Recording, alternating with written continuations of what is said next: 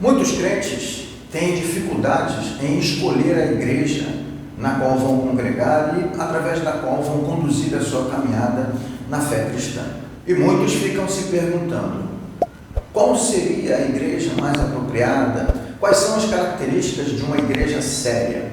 Primeiro, eu quero dizer que a igreja é composta de membros que são pecadores, são pessoas que estão em um processo de santificação. Então, a grande questão não é se na igreja tem pessoas falhas, pessoas com defeitos, ou se só tem pessoas perfeitas. Não. A grande questão é quais são as características daquela denominação, daquela igreja, ok? A liderança da igreja oferece o que para a igreja que faz com que ela seja identificada como uma igreja cristã séria? Vamos falar sobre isso hoje. Acompanhe.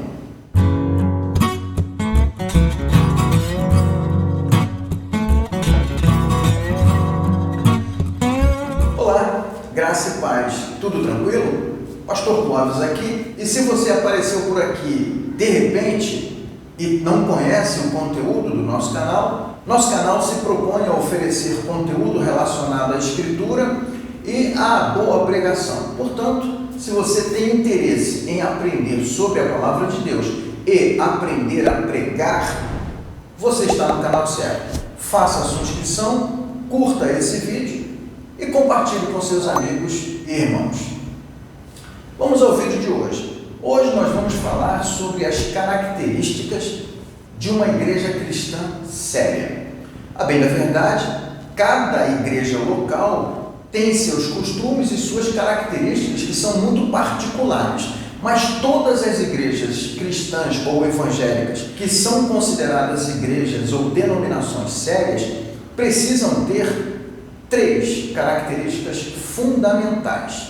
A primeira delas é a pregação e o ensino legítimo da Escritura, da Bíblia Sagrada, que nós chamamos de Palavra de Deus. Tem muitas igrejas por aí, muitos pastores, infelizmente, bispos, até apóstolos, pregando a sua própria mensagem, pregando as suas próprias opiniões, seus pontos de vista, seus conceitos, até a respeito de si mesmo.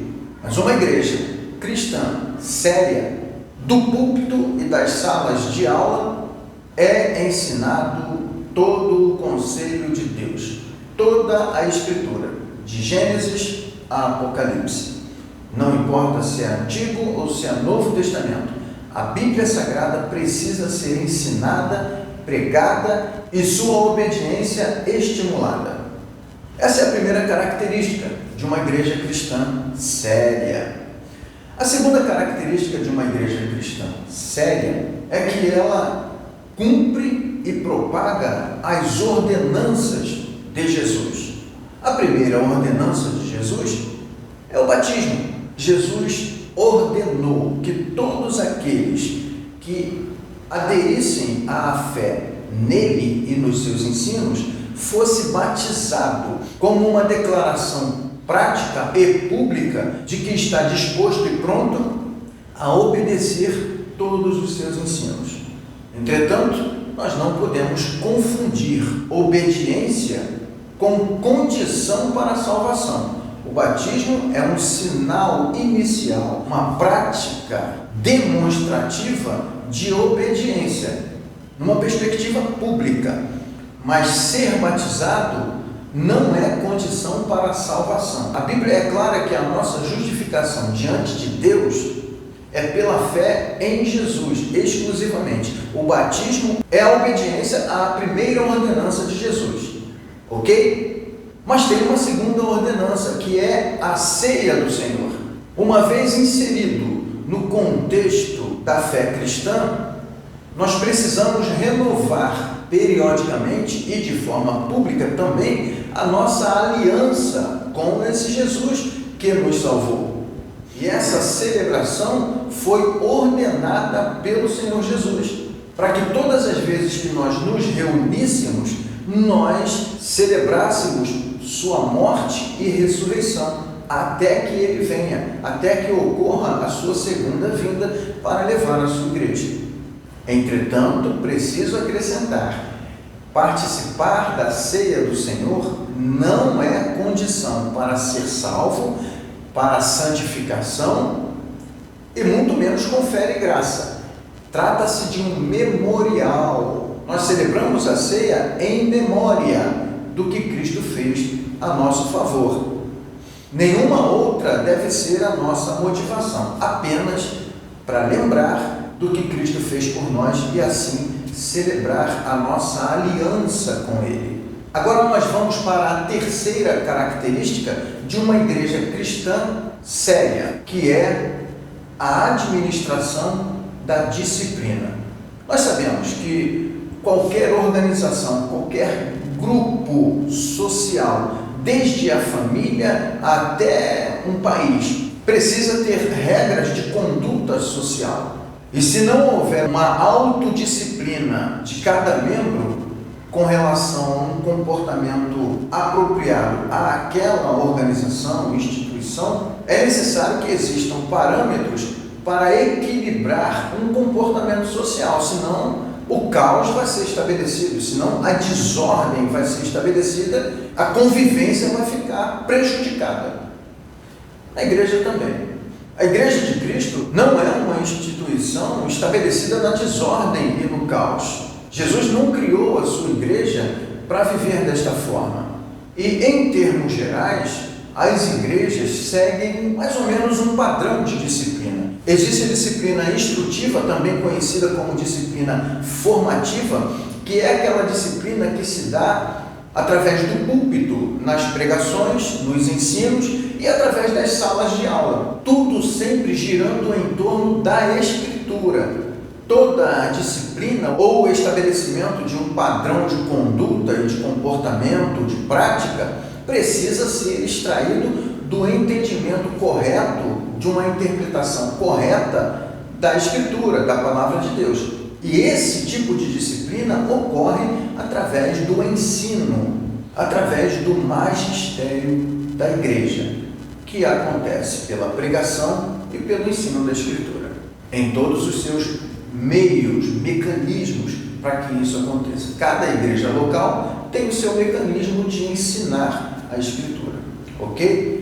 E o segundo tipo de disciplina que acontece é a disciplina corretiva. É quando a disciplina formativa ou instrutiva falha, quando o membro da igreja incorre em um deslize, não consegue se adaptar àquela instrução que recebeu.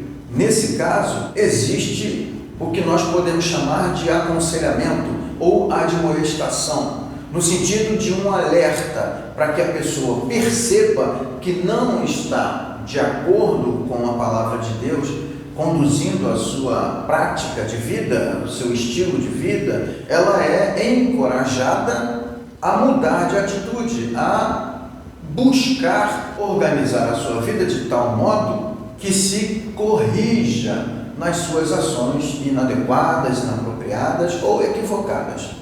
Este é o segundo tipo de disciplina, a disciplina corretiva. Mas tem um terceiro tipo de disciplina, que é a disciplina cirúrgica. Quando a pessoa não acata a instrução, a formação do caráter de Cristo, do caráter cristão na sua vida, é confrontada através da possibilidade de correção da sua caminhada e rejeita ambos, rejeita a instrução, rejeita a correção. Então ela se apresenta como alguém inepto a participar daquela caminhada. Isso acontece quando a pessoa rejeita aquela forma de conduzir a sua vida fazendo parte daquele grupo, fazendo parte da igreja. Ok? É aí que acontece a disciplina cirúrgica. Ela pode estar presente na igreja, em suas atividades, mas ela é desligada do rol de membros por causa da sua condição inapropriada. Ela não está adequada para aquele tipo de comportamento. Entretanto, nós somos livres. Todo culto público, toda atividade pública, tudo que é oferecido para a igreja e que é extensivo ao público em geral, a pessoa pode participar. Porém, para ter direitos e deveres de membro da igreja, ela precisa estar dentro da disciplina. Se ela não quer fazer parte, ela precisa ser desligada. Ok? Esses são os 3 tipos de disciplina: disciplina instrutiva ou formativa, disciplina corretiva e disciplina cirúrgica. Ok? É isso aí, pessoal. Estas são as 3 características de uma igreja cristã séria. Prega e ensina a palavra de Deus, pratica e estimula as ordenanças de Jesus e, finalmente, valoriza a disciplina no seio da igreja. Joia? Que Deus te abençoe, um grande abraço, graça e paz.